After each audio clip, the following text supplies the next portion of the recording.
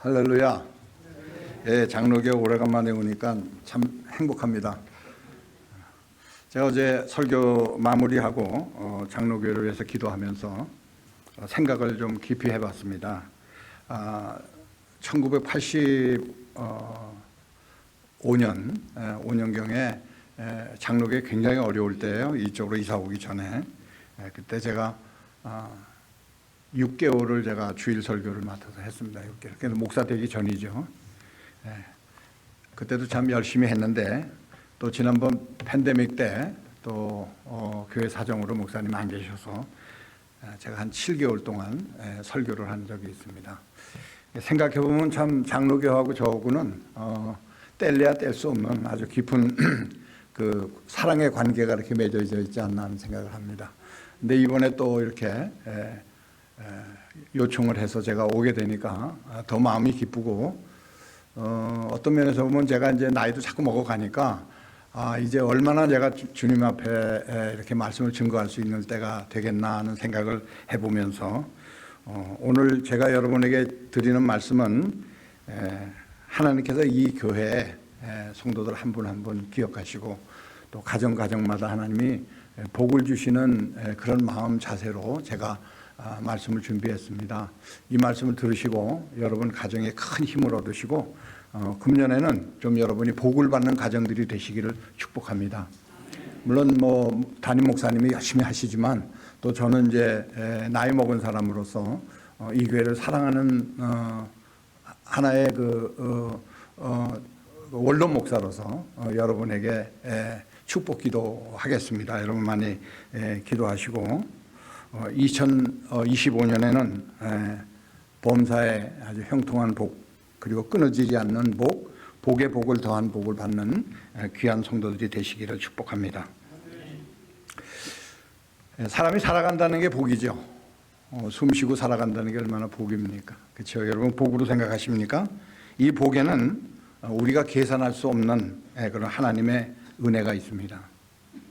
그 은혜는 인간이 이 땅에서 살 수 있는 그 인생의 날들을 우리 각 사람에게 하나님께서 다 골고루 주셨습니다. 그러면 우리가 어떻게 하면은 참 복을 받을 수 있겠는가? 이 땅에서 우리가 어떻게 인생을 살아야 우리가 복을 받겠는가? 우리가 어떤 모양으로 살아가든지 어떤 모습으로 우리가 살아가고 있든지 간에 하나님은 골고루 우리의 입장과 사정을 다 이미 아시기 때문에 골고루 다 하나님께서 은혜를 베푸시고 복을 내려 주십니다. 그리고 삶의 상태가 어떻든 간에 하나님께서 그 삶을 성장시켜 주시고 또 그 삶에 은혜를 내려 주셔서 잘 견딜 수 있도록 능력과 힘을 허락해 주십니다. 근데 사람은요 자기가 자기 자신이 어떤 상태에 놓여 있는지 잘 모르고 살아갈 때가 참 많아요. 그렇기 때문에 그저 하나님의 은혜만 주십시오. 그냥 내가 어떻게 살아가든지 은혜만 내려주십시오. 그렇게 기도들을 합니다. 그렇다면 하나님의 은혜를 받기 원한다면 과연 어떻게 살아야겠는가? 여러분 금년에는 여러분이 부족함이 없도록 은혜를 받으십시오. 그래서 오늘 저는 이 복에 관한 말씀을 여러분에게 전하면서 본문으로 시작하겠습니다. 본문 1절에 보시겠습니다. 1절에 보시면 여기 비춰지나요? 네. 자, 선지자의 생도의 아내 중에 한 여인이 엘리사에게 부르짖어 가로되 당신의 종 나의 남편이 죽었는데 당신의 종이 여호와를 경외한 줄을 당신이 아시는 바니이다. 이제 체주가 이르러 나의 두 아들을 취하여 그 종을 삼고자 하나이다. 이 여인이 자기 인생의 큰 문제, 다시 말하면 앞날이 보이지 않는 엄청난 환난을 직면하게 되었습니다. 그것은 선지생도였던 남편이 갑자기 죽었어요. 무슨 이유인지 모르겠지만 이 남편의 죽음으로 이 여인은 도저히 앞날을 어떻게 해 살아야 될지 아주 막막한 실정에 이르렀어요. 그 당시만 해도 여인 혼자 산다는 것이 보통과는 힘든 일이 아닙니다. 엄청나게 힘든 일입니다. 더욱이 남편이 생존했을 때 이 여인에게 아주 큰 빚을 남겨놓고 죽었어요. 물론 오늘날도 그렇지만 그 옛날에는 주의 종으로 훈련받는 사람들이 그렇게 넉넉한 사람들이 없었어요. 거의 가난한 사람들이었습니다. 그래서 생활 유지를 위해서 아마 빚을 지지 않았나 하는 생각을 해봅니다. 그런데 이런 상황에 남편이 빚만 남겨놓고 죽었으니 얼마나 앞이 캄캄하겠습니까? 그리고 그 여인에게는 더군다나 두 아들이 있었어요. 이제 두 아들과 함께 살아가야 하는 그 상황을 생각해 보면 너무나 막막했어요. 그런데 그 채주가 그 아들마저 데려가겠답니다. 종으로 삼겠답니다. 왜냐하면 그 당시에 돈을 갚지 못하면 노동력으로라도 돈을 갚아야 되는 그런 시절이었기 때문에 그 아들을 데려다가 종으로 삼겠다는 겁니다. 자, 이런 상황 가운데 엘리사인들 무슨 뾰족한 수가 있었겠습니까? 이 여인이 그렇게 간곡히 부탁을 하는데, 그러니까 이 주의 종은 오직 하나님의 은혜밖에는 도저히 이 문제를 해결할 수 없다라고 판단을 한 것 같습니다. 그 하나님의 은혜란 뭡니까? 바로 하나님이 베풀어 주시는 기적입니다. 하나님의 기적을 통해서 이 여인의 문제를 해결해야 되지 않겠느냐는 생각을 하게 되었습니다. 오늘 2절에 보시면 엘리사가 뭐라고 말합니까? 그에게 이르되 내가 너를 위하여 어떻게 하랴? 내가 어떻게 했으면 좋겠느냐? 내 집에 무엇이 있는지 내게 말하라. 너 집에 뭘 가지고 있느냐? 물어봤습니다. 그때 이 계집종이 집에 기름 한 그릇 외에는 아무것도 없나이다. 얼마나 가난했어요. 기름 한 병 외에는 아무것도 없다는 거예요. 그래서 엘리사가 이 여인의 문제를 해결하기 위해서 하나님께 기적을 베풀어 주시기를 간절히 간구했습니다. 그리고 여인에게 물었습니다. 아무것도 없는 이 가정에, 기름 한 병밖에 없는 이 가정에 과연 하나님이 어떻게 기적을 베푸실까? 아마 이 엘리사도 좀 궁금했을 겁니다. 그리고 기도했습니다. 하나님 앞에. 자, 3절에 보시면 이르되 너는 밖에 나가서 모든 이웃에게 그릇을 빌리라. 빈 그릇을 빌리되 조금 빌리지 말고. 이 엘리사의 말씀에 보면 조금 빌리지 말라. 뭐예요? 이 말씀은 하나님께서 베푸신 은혜를 제한하지 말라. 하나님께서는 무궁무궁하신 분이고 하나님은 우리가 요구하는 대로 다 들어주시는 분이니까 스케일을 조금 갖지 말고 크게 가져라는 얘기예요. 여러분 성경에도 말씀하잖아요. 입을 크게 벌리라고. 여러분 하나님 때 요구할 때는요, 조금 요구하지 마세요. 많이 요구하세요. 하나님께서 알아서 해주십니다. 할렐루야.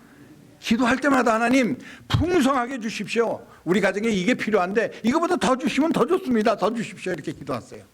하나님은 자기 자녀들에게 주시기를 굉장히 기뻐하십니다.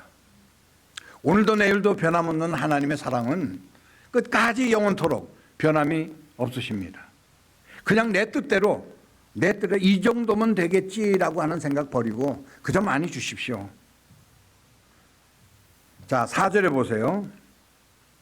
너는 내 두 아들과 함께 들어가서 문을 닫고 그 모든 그릇에 기름을 부어서 차는 대로 옮겨놓으라 하니라. 그러니까 차면 또 옮겨놓고 다른 그릇에 놓고 또 차면 옮겨놓고 이런 식으로 하는 거예요. 5절에 보세요. 여인이 물러가서 그 두 아들과 함께 문을 닫은 후에 저희는 그 그릇을 그에게로 가져오고 그는 부었더니 그릇에 다 찬지라. 6절에 보시면 아들에게 이르되 또 그릇을 내게로 가져오라. 아들이 가져오되 다른 그릇이 없나이다 하니 기름이 곧 그쳤더라. 이제 그릇을 빌려온 만큼 아들이 준비한 대로 그릇에 부어서 다 하나 채워졌습니다. 그런데 그 아들에게 그릇을 더 가져오라고 하니까 아들이 다른 것은 이제 더 이상 그릇이 없습니다 하니까 뭐라고 그랬어요? 기름이 그쳤더라. 이것이 바로 그들이 받은 복의 분량입니다. 7절에 보시면 그 여인이 하나님의 사람이 나아가서 고하는데 저가 가로되 너는 가서 기름을 팔아 빚을 갚고 남은 것으로 너와 내 두 아들이 생활하라 하였더라. 그러나 이렇게 받은 하나님의 은혜로 이 여인의 눈에 고였던 눈물과 그리고 마음에 담겼던 한숨과 가슴에 쌓였던 고통이 물러가게 되었습니다. 일단은 하나님의 기적의 은혜로 받은 기름으로 빚을 다 갚았고 여인은 남은 기름으로 생활할 수 있게 되었다는 이야기가 오늘 본문 이야기입니다. 여러분, 하나님께서는 이 여인뿐만 아니라 모든 당신의 자녀들에게 당신의 특별한 기적의 방법으로 갖가지 어려운 문제들을 해결해 주시는 분이심을 믿으시기를 축복합니다. 우리는 이 시간 하나님께서 우리에게 어떤 말씀을 하고 계신가, 나에게는 과연 이 말씀이 어떻게 적용이 될 것인가, 이 여인의 사건을 통해서 나의 생활에 한번 적용해 보세요. 오늘 본문에 보면 엘리사는 여인의 문제를 척척 해결해 준다고 말 안 했어요. 그래, 걱정하지 마, 내가 다 해결해 줄게. 절대 그러지 않았어요. 엘리사는 하나님이 주시는 지혜와 능력의 방법을 지시했을 뿐이에요. 자, 그리고 그 여인은 어떻게 반응했습니까? 만약 우리가 이 여인과 같은 불행한 사건을 당했다면, 나라면 어떻게 반응했을까? 그냥 울고불고, 아이고 팔자야, 내가 왜 이렇게 태어나가지고 이 모양을 당하나, 그리고 울고불고 가슴을 치고 땅을 치고 할 겁니까? 또는 실망에 빠져서 불행을 원망하고 다른 사람을 향해서 너 때문이다, 남편 때문이다, 부인 때문이다 이러고 부부싸움을 할 것입니까? 그러나 이 여인은 어떻게 했다고요? 우리에게 적극적인 행동을 보여줬습니다. 이 여인은 자신이 비극적인 현실을 확실하게 직시했습니다. 우리는 어떤 상황을 만날지라도 상황에 휘둘리지 말고 이렇게 확실하게 직시하는 것이 참 중요합니다. 왜냐하면 이 상황을 바로 보아야 해결책이 보이기 때문입니다. 우리가 전쟁할 때 보면요, 적을 먼저 알아야 한다고 하지 않습니까? 이 적을 알면 그 전쟁의 승리는 이미 잡은 것이에요. 그리고 중요한 것은 뭐냐면 적극적인 해결책입니다. 왜냐하면 이 가운데 하나님의 뜻이 있기 때문이죠. 하나님은 적극적인 그 의지 가운데 하나님의 은혜를 부어주시기 때문에 그렇습니다. 그래서 이 고통이 은혜 받을 기회가 될 수 있는 절호의 찬스예요. 하나님 어렵지만, 그러나 이런 상황 가운데서도 하나님이 나에게 이런 상황을 만들어주신 이유가 뭡니까? 분명히 해결책이 있을 줄로 믿습니다. 이렇게 기도해야 돼요. 여러분 앞이 캄캄할 때 해결책이 전혀 없는 거 아니에요? 있어요. 분명히 어디인가 있어요. 그러면 하나님이 그 해결책을 하나님이 찾아주시는 게 아니라 하나님 앞에 우리가 간구할 때 찾아주시는 거예요. 믿습니까? 아무것도 안 하고 있으면 해결이 없어요. 해결이 안 돼요. 그래서 우리는 어떤 고통을 만나더라도 지혜로워야 돼요. 이 고통을 어떻게 대처해 나가야 되느냐는 그 문제를 생각해야 됩니다. 자, 그렇다면 이 고통을 뚫고 나갈 방법은 어디에 있는가? 첫째입니다. 이 여인은 엘리사를 찾아가서 문제를 해결하기 위해서 도움을 요청합니다. 아주 적극적인 방법이죠. 여러분에게 만약에 어려움이 있다면, 실패했다면 절대 낙심하지 마십시오. 우리에게도 늘 행복한 날만 있는 게 아닙니다. 불행은 어느 누구에게도 찾아올 수 있습니다. 나만 불행해 하지 마세요. 불행한 사람 많아요. 나만 행복해 아니에요. 행복한 사람 많아요. 다 섞여 있는 거예요. 때로 육신의 문제가 되어 마음대로 움직일 수 없을 때라 있을 것이고, 억울하게 다른 사람에게 누명을 써서 마음의 깊은 상처를 받을 수도 있습니다. 가족들이 예고 없이 자신의 곁을 떠날 때도 있고요, 감옥에 들어갈 때도 있고요, 눈 덮인 황망한 들 가운데 아무도 없이 혼자 남겨질 수도 있어요. 그러므로 앉아서 낙심만 하지 말고 문제 해결 방법을 위해서 먼저 하나님께 기도해야 합니다. 여러분, 오늘날에도 기적이 있는 거 믿습니까? 믿습니까? 오늘도 기적이 있어요. 우리가 너무 세상에 많은 것들을 생각하고 많은 것들이 앞을 가려져 있으니까 그걸 느끼지 못하는 거예요. 분명히 내 주변에도 기적이 일어나고 있습니다. 우리가 기적을 볼 수 없는 건 너무 앞에 것 많아요. 가려져 있는 것들이. 그래서 우리는 문제를 하나님께 올려드리고 고정된 믿음으로 기도해야 합니다. 간절히 응답을 사모하면서 기도하면 하나님께서 어떤 극한 상황이라도 기적과 같이 응답해 주신다는 걸 꼭 믿으시기를 축복합니다. 여러분, 하늘의 별이 왜 아름다운지 아십니까?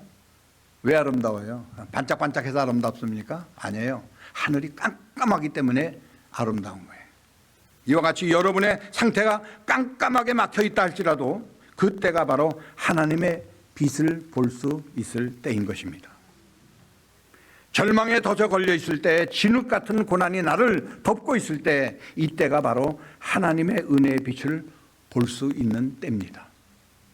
절대로 불행에 억압당하지 마시고 문제로 삼지 마시기 바라요. 반드시 주님이 주시는 밝은 인생이 찾아오게 될 것입니다. 두 번째로, 불행해졌다고 다 잃었다라고 생각하지 마십시오. 본문 2절에 보세요. 저가 가로되 계집종의 집에 한 병 기름 외에는 아무것도 없나이다. 참 이 말 한마디만 들으면 얼마나 가난할까, 얼마나 힘이 들까라고 생각할 수 있습니다. 그런데 우리가 다시 생각하면 이 여인에게 아무것도 없는 것이 아니었어요. 바로 기름 한 병이 있었다는 거예요. 이 기름은 히브리인에게서는 아주 중요한 재료입니다.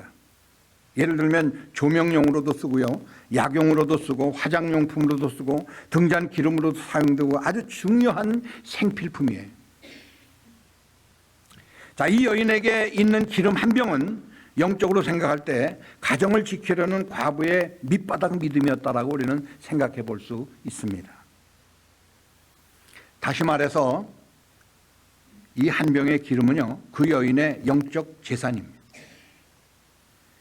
믿음 없는 사람 같으면은 남편을 원망하고 믿음 생활 다 포기하고 어쩌면 하나님도 포기하고 교회를 떠날 수도 있을 것입니다. 그러나 남편과 함께 주의 일을 하던 과부는 이러한 절망적인 상황에도 불구하고 세상 사람을 찾지 않고 누굴 찾았어요? 하나님의 종 엘리사를 찾아갔던 거예요. 오늘 이 과부의 문제가 해결된 것은요, 그나마 가지고 있었던 그녀의 마지막 믿음, 이 믿음이 기적을 볼 수 있는 마지막 기름 한 병이 되었다는 것입니다. 예수님께서 복음을 전파하실 때 빈들에서 어린아이의 보리떡, 그리고 보리떡과 생선이 있었기 때문에 5천 명의 군중을 먹이고도 남고 12강주리가 차고 넘치도록 남았던 것을 체험하게 되었습니다. 역시 이 어린아이의 적은 점심 식사가 예수의 손에 들려졌을 때 기적을 체험하게 된 것입니다. 사도 베드로와 요한에게는 은과 금이 없었지만 그러나 그 속에는 예수님이 있었고 그 예수님의 능력이 안진뱅이를 고칠 수 있는 기적의 사건을 만들게 되었던 것입니다.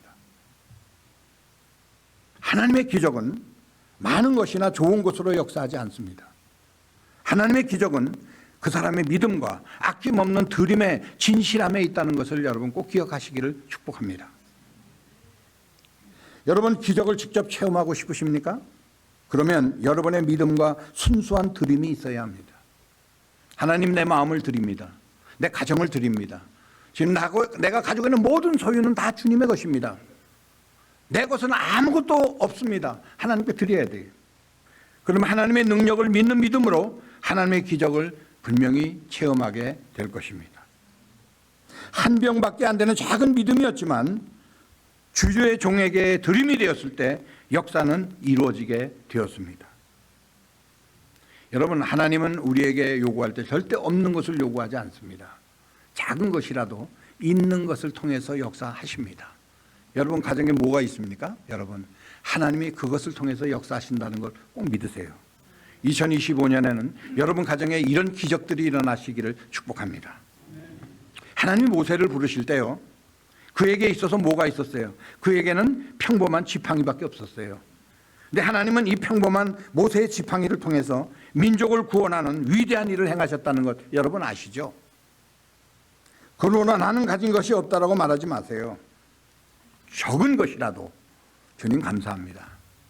이것밖에 없네요. 이것이라도 있네요. 말이 다르잖아요. 하나님은 이 작은 것으로 기적을 만드십니다. 마가복음 9장 23절에 예수께서 이르시되 할 수 있거든이 무슨 말이냐, 믿는 자들에게는 능치 못할 일이 없느니라. 할렐루야. 하나님은요 무에서 유를 창조하시는 분이에요. 나의 작은 것을 드려도 하나님은 그것으로 큰 일을 이룰 수 있는 분이라는 걸 꼭 믿어야 합니다. 세 번째입니다. 기적에는요 순종할 때 이루어집니다. 4절 보세요. 너는 내 두 아들과 함께 들어가서 문을 닫고 그 모든 그릇에 기름을 부어서 차는 대로 옮겨 놓으라 그래요. 하나님의 은혜는 순종과 함께 이루어집니다. 이 여인이 이 엘리사의 말대로 그대로 순종했습니다.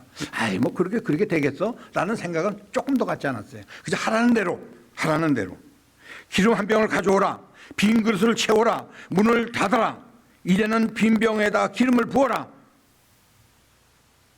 엘리사의 말씀에 여인과 두 아들은 아무 소리 없이 불평 없이 그대로 순종했습니다.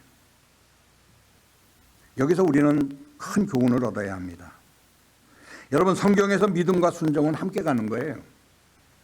믿지 못하면 순종할 수 없기 때문이에요. 우리가 믿습니다. 말 잘합니다. 믿습니다. 기도할 때마다 믿습니다. 그럽니다. 그런데 그렇게 말하면서도 믿음이 없는 게 문제예요. 있다고 하는데 없어요. 아무것도 없어요. 가진 게. 그러면 어떻게 믿음의 여부를 알 수 있습니까? 그것은 순종입니다. 순종하느냐 안 하느냐에 따라서 그 믿음을 볼 수 있는 거예요. 또 착각하는 것이 있죠. 사람들이 순종을 왜 하는지 잘 몰라요. 순종하려면 먼저 저울질을 하거나 용기가 없다거나 또 싫은 마음이 발목을 잡아당기거나 설마 하는 생각을 하거나 이런 마음들은 다 불순종에서 오는 태도입니다. 그래서 아무리 믿습니다 골백변 외쳐도 결국은 불순종으로 갈 수밖에 없는 겁니다. 이것이 인간의 연약한 불신앙적 태도라는 것이죠. 이런 태도는 절대로 기적을 체험할 수 없습니다.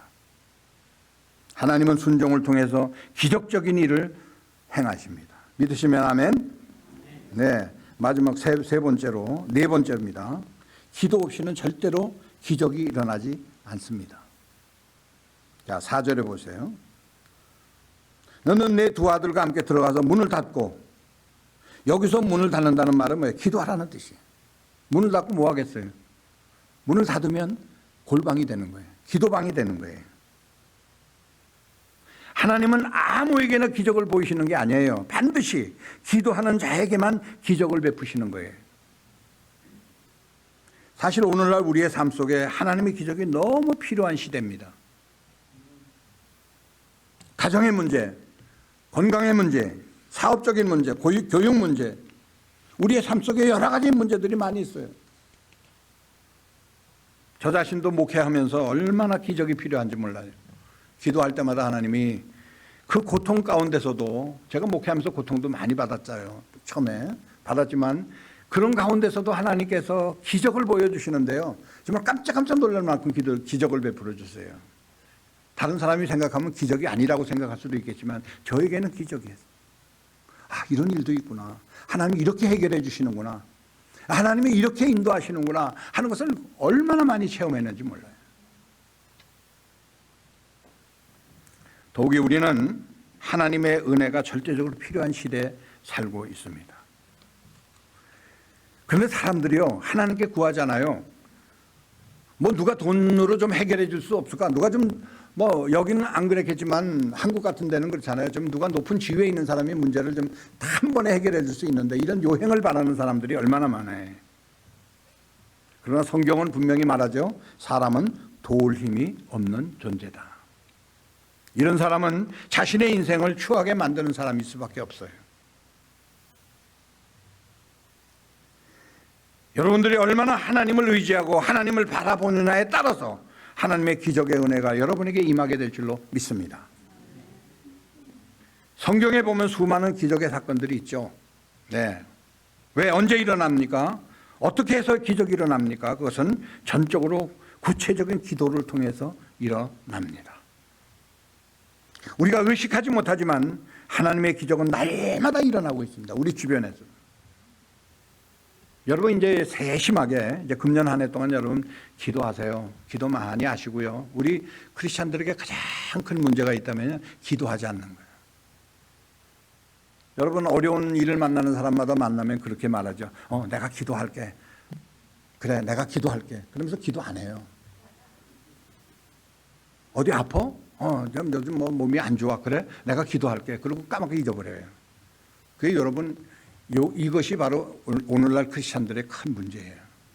하나님과의 교통은 기도입니다. 믿습니까? 기도밖에는 하나님과 교통할 길이 없어요. 그렇잖아요? 여러분 말씀을 보면서 말씀 속에서 하나님이 말씀하시는 걸 우리가 봤죠. 아, 하나님이 이렇게 나에게 말씀하시는구나. 말씀 묵상 가운데 우리가 봤습니다. 그럼 하나님께 우리는 어떻게 해야 돼요? 기도해야죠. 하나님께 기도를 올려드리고 말씀으로 하나님의 은혜를 받고 이렇게 서로 주고받으면서 우리가 하는 것이 신앙생활이에요. 그런데 일방통행 다 주는 것만 바라고 하나님께 기도는 전혀 안 하고 사는 사람들이 얼마나 많은지 몰라요. 밥 먹을 때 잠깐 머리 숙였다가 숙이는 거예요. 그거는요, 양심이에요, 양심. 아, 내가 그래도 교회 다니는데 라고 하는 양심 때문에 밥 먹을 때 잠깐 고개 숙이는 거죠. 여러분, 하나님 앞에 진지하게 하나님 엎드려서 기도해 보세요. 저는 은퇴하고 나니까 기도하는 시간들이 많이 줄어든다는 느낌을 많이 받아요. 그래서 저는 지금도요, 나이가 이렇게 먹어서도 새벽기도 안 빠져요. 매일 새벽기도 나갑니다, 교회. 제가 목회를 30년 한 교회에서 30년 하면서도 한 번도 새벽기에 걸은 일이 없듯이 은퇴를 해가지고도 한 번도 거르지 않고 새벽기를 나가요. 왜냐하면 하나님과 교통이 끊어질까 봐. 새벽기도 나가죠. 새벽기도 끝나고 집에 오면 또 집사람하고 마주 앉아서 예배를 드려요. 그러면서 그때도 기도를 30분, 1시간씩 합니다. 하나님과 우리가 교통이 끊어지면 그것으로 끝이에요. 아무 기적도 볼 수 없고 아무 은혜도 받을 수 없고 하나님과 나와는 아무런 관계가 없는 사이가 돼버리고 말아요. 제발 부탁합니다. 2025년에는 우리 장로계 성도님들이 기도의 승부를 거세요. 할렐루야. 하나님, 내가 이제 기도하겠습니다. 새벽기도 열심히 나와서 뭐 새벽기도 꼭 한다고 해서 기적을 보는 건 아니에요. 물론 여러분들이 기도한다는 마음만 먹으면 집에서도 할 수 있고 어디서도 할 수 있어요. 골방을 만들어 놓고도 할 수 있고요. 새벽기도는요, 집중력이에요. 아무도 없는 데서 내가 새벽에 하나님 앞에 내 정성을 다 해서 하나님, 내가 이것만큼은 꼭 해결해야 됩니다. 주님, 나를 좀 도와주십시오. 이렇게 기도할 때 새벽에 집중력을 가지고 기도하는 거예요. 내 이웃이 아파요. 지금 암에 걸렸어요. 지금 시한이 얼마 안 남았어요. 그럴 때 하나님, 기적을 좀 베풀어 주시면 안 됩니까? 라고 우리가 하나님 앞에 간구할 때 새벽에 나와서 집중적으로 기도하는 거예요. 기도하십시오. 기도할 게 걱정하지 마 해놓고 기도 안 하는 그런 삶이 되면 절대로 안 됩니다. 여러분, 인생은 굉장히 짧습니다. 길지 않습니다. 그 짧은 인생 동안 살면서 우리가 하나님과의 관계를 서먹하게 하고 산다면 얼마나 불행입니까? 여러분이 행복해지려면 하나님과의 관계를 돈독히 하십시오. 하나님과의 관계가 돈독해지려면 뭐예요? 성경 읽는 것과 기도하는 겁니다.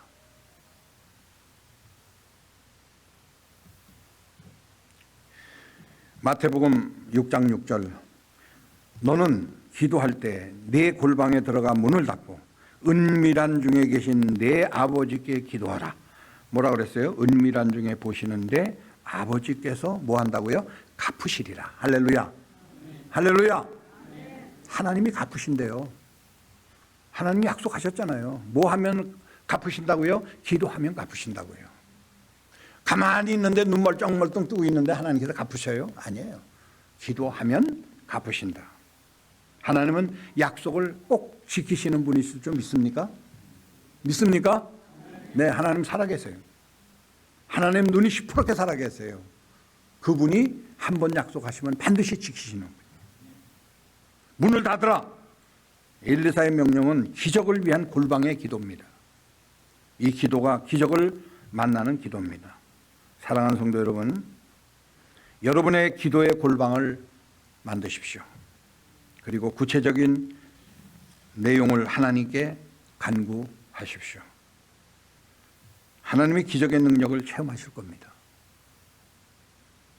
우리는요, 우리 부부가 지금 결혼한 지가 55년 됐거든요.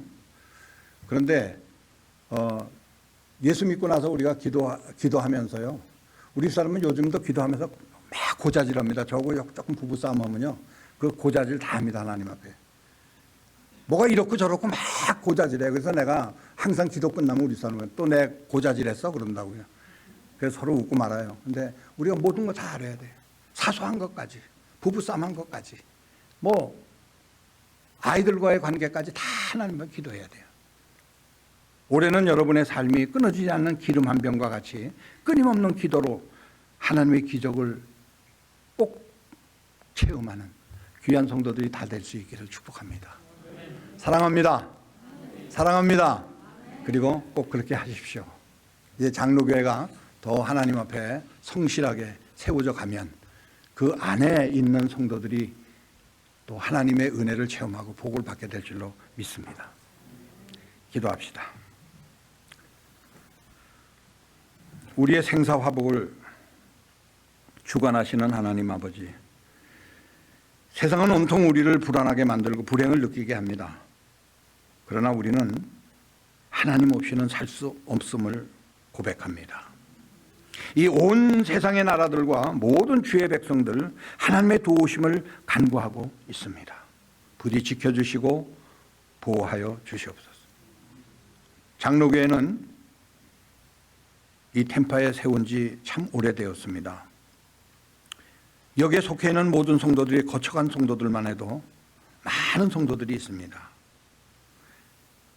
하나님께서 특별히 이 교회를 사랑하시고 지켜주셔서 오늘에 이르게 하신 것 참으로 감사를 드립니다. 오늘 여기에 남아있는 성도들 정말 주님 앞에 간절히 기도하고 기도와 성경 말씀으로 교통하는 귀한 성도들을 위해 이 시간부터 계속해서 2025년도에는 이 교회가 놀랄 만큼의 기적을 베풀어 주시기를 간절히 기도합니다. 우리의 삶을 꼭 지켜주시옵소서. 은혜 가운데 인도하여 주시옵소서. 이 한 해도 하나님과 함께 항상 함께 하시는 그 믿음으로 살게 하시고 어떤 상황에서 주님이 베풀어 주시는 기적의 은혜로 넉넉하게 풍성한 믿음으로 승리하는 삶을 살도록 주님 인도하여 주시옵소서. 하나님만을 의지하게 하여 주시옵소서. 그리고 하나님의 은혜가 넘치는 교회 그리고 성도들이 되도록 역사하여 주시옵소서. 예수님의 이름으로 간절히 기도하옵나이다. 아멘.